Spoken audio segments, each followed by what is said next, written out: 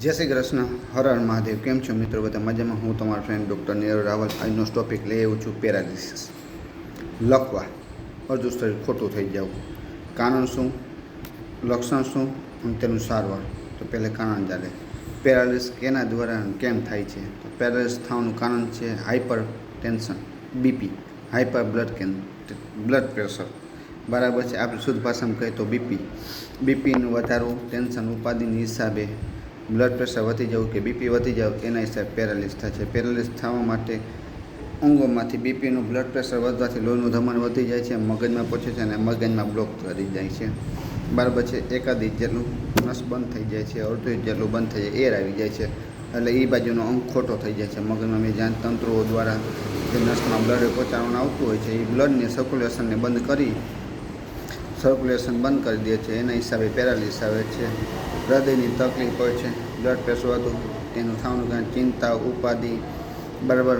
Blood pressure normal હોય છે, બીપીની દવા તમને પીતા હોય છે, બ્લડ પ્રેશરની દવા પીતા હોય છે, મૂકી દેવાથી પણ બ્લડ પ્રેશર થાય છે, ચિંતા, ઉપાધિ, સ્ટ્રેસ એનું મોટું મેઇન રીઝન છે, બરાબર છે, કે લોહીનું પ્રેશર વધી જવાથી, બરાબર, મગજની અંદર નસ દબાઈ જવાથી કોઈ પણ થઈ શકે। એવું નથી કે હૃદય ડાબી બાજુ હોય તો ડાબી બાજુનું પેરાલિસિસ હોય છે, પેરાલિસિસ બે સાઈડથી ઘણી વખત તમારા ચહેરા, મોઢામાં થઈ શકે છે, આમ થઈ જવું, નાક બેવડું વળી જવું, ઘણી વખત એક હાથને પેરાલિસિસ આવી જાય, પગ આવી જાય છે, કમર આવી જાય છે, ઘણી વખત અડધું શરીર આવી જાય છે, ઘણી વખત આખું શરીર પણ આવી જાય છે। એનો કોઈ બેનિફિટ એવું નથી કે શું કે એક જ સાઈડ આવવું જોઈએ કે એક જ બાજુ ડાબી સાઈડે જ આવે મિત્રો। તો આ છે પેરાલિસિસ, બરાબર છે। તેની માટેની ટૂંકો અને ટચ 100% કારીગર, પછી ગમે એવો જૂનો હોય, ઘણા હાથ પગ કામ ના કરતા હોય, બરાબર, ખોટા પડી ગયા હોય છે, બોલવામાં ધૂંધળાતા હોય છે, ચાલી ના શકતા હોય છે, બરાબર, કંઈ પણ હશે બધામાં સચોટ નિદાન થઈ જશે અને સારવાર મળી જાય। પછી આજનું હોય કે વર્ષો જૂનું હોય, બરાબર, કે 6 મહિનાથી હોય, 2 મહિના, 4 મહિના, 6 મહિના, વર્ષથી હોય, 2 વર્ષ, 5 વર્ષ, ગમે તેવો જૂનું હોય પેરાલિસિસ, એમાં 100% કારીગર 100% રિઝલ્ટ આપશે મિત્રો। તો નોટ કરી લેજો શું શું વસ્તુ જોઈએ છે, કેવી રીતે પીવું અને કેવી રીતે બનાવવું, બરાબર છે। એની માટેનું છે કોચજ બીજ 5 ગ્રામ, જે વસ્તુ કહું છું એ ગાંધીની દુકાને મળી જશે મિત્રો, બરાબર છે। અને હા, ખાસ છે પેટ સાફ કરવું, કબજિયાત હોય તો મારો વિડીયો નાખેલ છે મારી યુટ્યુબ ચેનલમાં જોઈ લેજો, બરાબર છે। પાણી વધારે પૂરતું પીવાનું છે, પ્લસ હા, આની જે મેડિસિન છે તમારા બ્લડ પ્રેશરની, લોહી પાતળું રાખવાની ઇકોસ્પ્રિન કે જે હોય એ તમારી સાથે ચાલુ રાખવી, બરાબર। એમ નહીં કે મેં આ દવા કીધી છે તો એ બંધ કરી દેવી, બરાબર છે, એ દવા ચાલુ રાખવાની, એની સાથે આ ઉપાય કરવાનો છે એટલે તમને અઠવાડિયાની અંદર રિઝલ્ટ મળશે મિત્રો। અઠવાડિયું, ઓનલી ફોર 8 દિવસ, 7 દિવસની અંદર તમે એમ કહેશો કે નહીં એનો ફેર પડતો જશે, હાલતો ચાલતા થઈ જશે, વર્કિંગ થવા મળશે, હાથ પગ કે ગમે હશે, ચહેરો બધું, બરાબર છે। અને કસરત કરાવતા રહેવું ખાસ જરૂરી છે, બરાબર છે। આની માટે ફિઝિયોથેરાપી, કસરત કરવી જરૂરી છે, એ પણ ચાલુ રાખજો, બરાબર છે। તો આજ પીવા માટેનું તમને કહું છું તો પેરાલિસિસ માટે નોટ કરી લેજો મિત્રો, ગાંધીની દુકાને મળી જશે।